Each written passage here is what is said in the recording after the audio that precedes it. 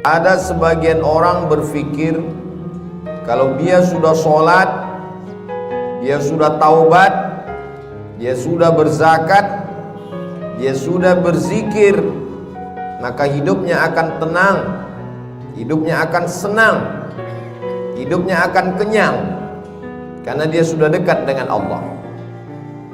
Tapi kemudian setelah dia berhijrah, bertaubat, zikir dan sholat, ternyata rezekinya tidak lancar.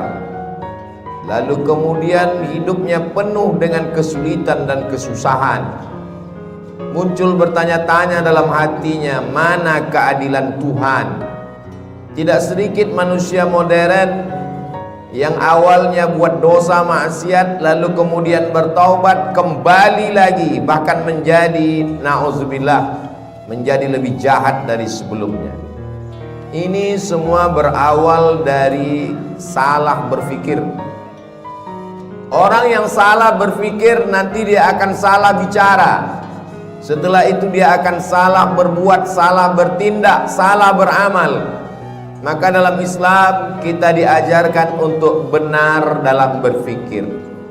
Kalau kita sudah hijrah, sudah taubat, sudah sholat, sudah zikir, sudah zakat, bukan berarti ujian tidak datang menerpa hidup kita. Faksusil qasasa, sebutkanlah kisah-kisah para nabi itu. Sebutkanlah satu di antara nabi yang tidak ada ujiannya. Cerita tentang penyakit, tidak ada penyakit yang lebih dahsyat daripada penyakit yang dialami oleh Nabi Ayyub alaihissalam. Bercerita tentang ditolak jamaah, tidak ada nabi yang paling mengerikan ditolak oleh umatnya melebihi Nabi Nuh alaihissalam. Nabi Yunus juga demikian, sampai masuk ke dalam laut mereka campakkan dari atas bahtera, tenggelam dalam 3 kegelapan, gelap malam, gelap laut, dan gelap perut ikan. Bercerita tentang kesusahan dan kesulitan, diusir dari kampung halaman, dimusuhi oleh paman kandung, mereka lempar pakai batu, berdarah pelipisnya, retak giginya. Tidak ada yang lebih hebat daripada ujian Sayyidina wa Maulana Muhammad sallallahu alaihi wasallam. Jadi kalau ada orang berpikir kalau kita sudah soleh, sudah baik, hidup ini tidak ada ujiannya, dia sudah salah berpikir. Sholatnya benar, zakatnya benar, puasanya benar, berpikirnya salah. Kesalahan berpikir itu membuat orang akan berhenti sholat. Tetangga saya yang tidak sholat, tidak pernah ke masjid, badannya sehat, rezekinya lancar, semua berawal dari kesalahan berpikir. Hidup ini adalah ujian. Ujian itu tidak hanya penyakit, ujian tidak hanya kemiskinan. Bahkan dalam Quran dikatakan wa balawnahum bil hasanat, kami uji mereka dengan yang enak-enak. Jabatan adalah ujian. Di antara yang diuji dengan jabatan adalah Nabi Daud alaihissalam. Harta adalah ujian. Di antara nabi yang diuji dengan harta adalah Nabi Sulaiman alaihissalam. Kebagusan paras rupa yang ganteng juga adalah ujian. Di antara nabi yang diuji dengan paras rupa yang ganteng itu adalah Nabi Yusuf alaihissalam. Jadi ujian itu ada kalanya datang dalam bentuk kenikmatan, tapi ada juga ujian itu dalam penyakit, kemiskinan, kesusahan, kemelaratan. Maka kalau kita pahami dengan baik, semuanya adalah ujian. Yang lulus siapa? Yang lulus adalah orang kaya yang bisa menggunakan hartanya untuk menolong agama Allah. Yang lurus adalah orang yang punya kuasa, tapi sehari dipakai untuk berpuasa, sehari dipakai untuk makan. Itulah dia Nabi Daud. Ahabbus shaum ilallah shaumi Daud. Puasa yang paling disukai Allah, puasa Nabi Daud. Mengapa demikian? Walaupun dia berkuasa, tapi harinya dia bagi. Yasumu yauman, sehari dia berpuasa, wa yuftiru yauman, sehari dia makan, sehari dia pakai untuk mengingat Allah, sehari dia pakai untuk mengatur rakyatnya, dan mengatur rakyat itu juga dapat pahala dari Allah Subhanahu wa ta'ala. Jadi kalau kita berpahaman, berpikiran benar, insya Allah apapun yang datang kepada kita, kita anggap sebagai ujian. Datang senang, ujian. Datang susah, ujian. Datang harta, ujian. Datang miskin juga ujian. Orang yang berharta lulus ketika harta itu tidak sampai ke dalam hatinya, hanya sampai di tapak tangannya. Dia hanya menerima, setelah itu dia kasih kembali. Terima kasih. Dia bangunkan ke pesantren, dia bangunkan ke masjid, maka dia lulus ujian harta. Orang yang miskin bagaimana lulus ujiannya? Dia bersabar, tapi dia tetap berusaha, berikhtiar. Ahlus sunnah wal jamaah tidak membiarkan diri dalam kemelaratan. Innallaha la yughayyiru ma biqaumin hatta yughayyiru ma bi anfusihim.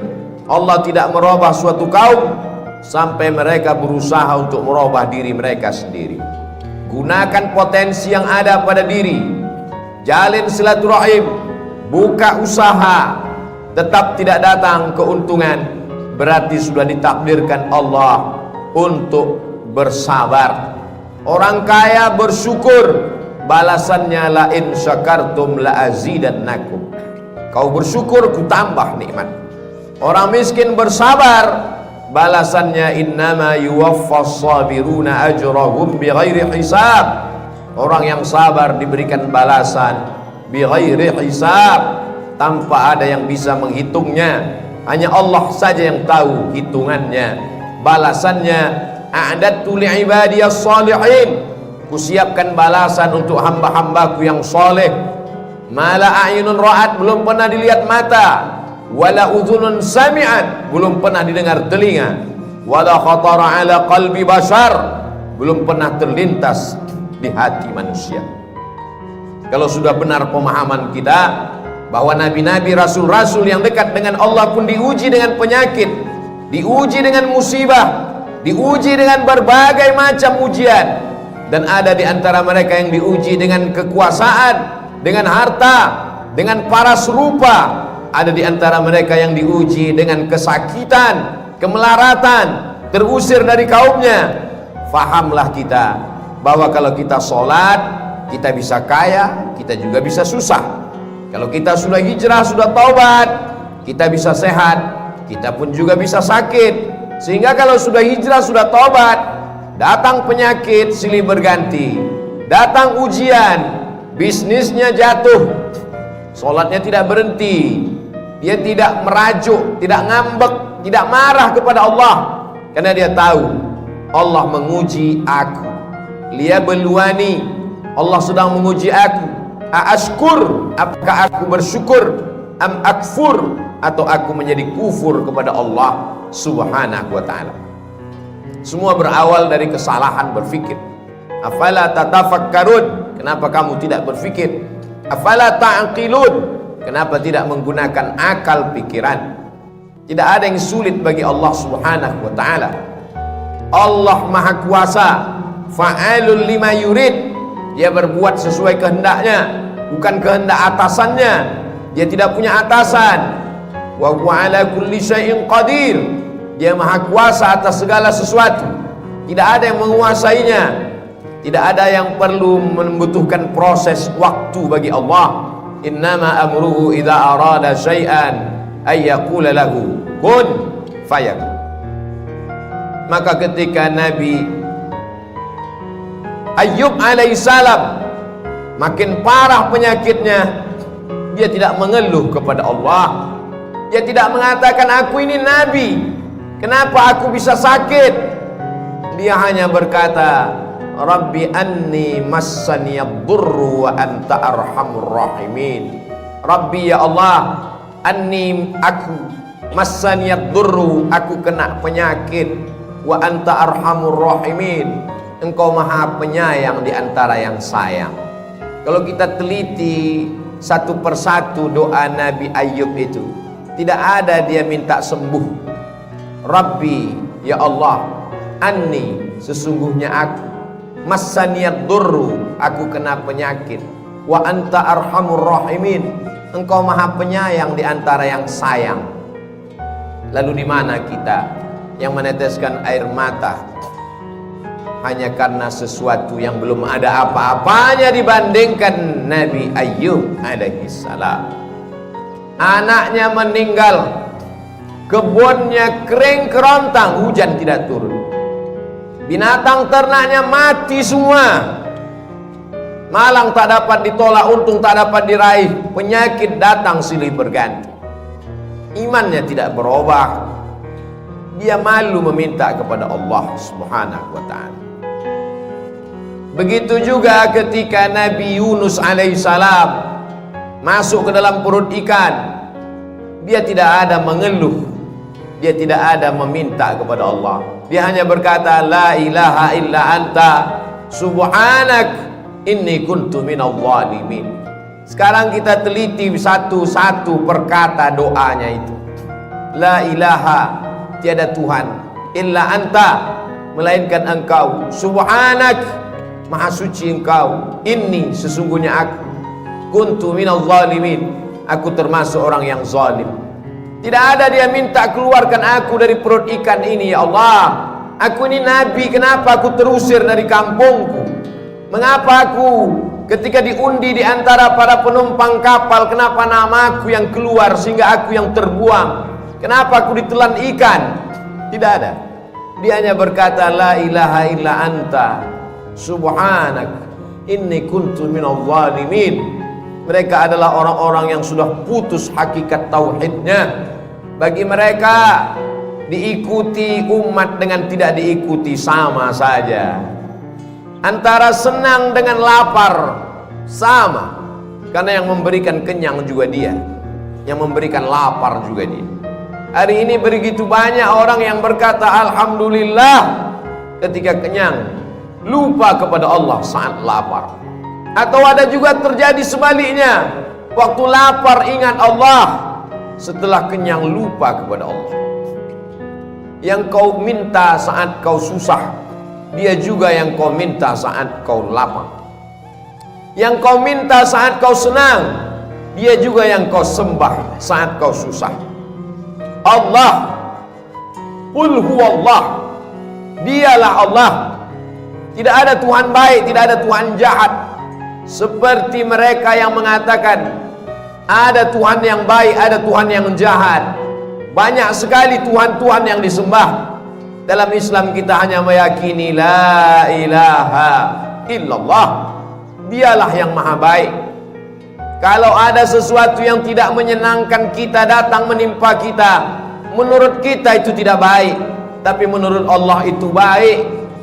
Hubungan kita dengan Allah dibangun dengan dua cara. Yang pertama husnuzan, kita sudah berusaha all out, mengerahkan segenap potensi diri, terjadi tidak sesuai dengan yang diinginkan, kita hanya mampu berhusnuzan kepada Allah. Berarti Allah punya rencana yang lebih baik, yang lebih indah daripada rencana kita. Puncak daripada hubungan pada Allah adalah ridha. Makanya sebelum matahari terbit, di awal hari kita sudah mengatakan raditu billahi rabba, aku ridha kepada engkau ya Allah. Apapun yang kau berikan kepadaku, aku ridha. Kau berikan sehat, aku ridha. Kau berikan sakit, aku pun ridha. Tapi tetap berusaha berobat. Kau berikan aku kaya, aku ridha. Kau berikan susah, aku tetap juga ridha. Namun tetap berusaha, berikhtiar, membuka segala usaha. Orang yang masuk ke dalam surga itu nanti ditanya Allah, ya ahlal jannah, hai penghuni surga, kamu sudah mendapatkan semua balasan, mau apa lagi? Penghuni surga menjawab, ada satu yang belum kami dapat. Apa? Ridhaka, kami belum dapat ridhamu. Yang lain kami sudah dapat. Kata Allah, yang dapat ridhaku cuma satu, orang yang ridha menerima takdir. Maka maqam yang paling tinggi adalah maqam ridha. Nabi Muhammad sampai ke maqam itu. Wala saufa yu'tika rabbuka fatarda. Allah memberikan apapun yang kau mau. Kenapa? Karena engkau ridha.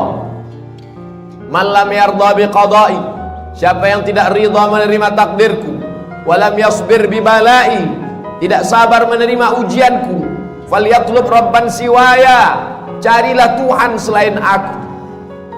Syirik, kafir, murtad, na'udzubillah wal iyadzu billah. Allah menyelamatkan kita sampai anak cucu kita hingga hari kiamat daripada berpaling daripada Allah hanya gara-gara tidak tahan menerima ujian.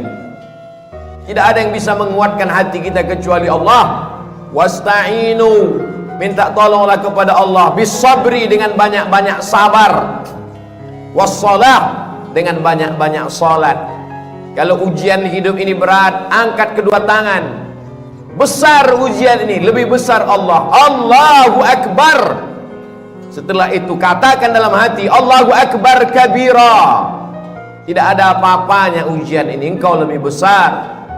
Walhamdulillahi katsira, segala puji hanya milik engkau. Wa subhanallahi bukratan wa asila, pagi, petang, siang dan malam yang suci hanya engkau. Aku adalah makhluk yang kotor, banyak silap, banyak salah, banyak dosa. Setelah itu mengakulah kepada Allah, wajjahtu wajhiya, aku hadapkan wajahku kepadamu ya Allah. Wajjahtu wajhiya lilladzi fataras samawati wal arda hanifan musliman wa ma ana minal musyrikin. Serahkan semuanya pada Allah. Inna salati wa nusuki wa mahyaya wa mamati lillahi rabbil alamin. Jangan meminta kepada dukun, jangan minta kepada benda keramat.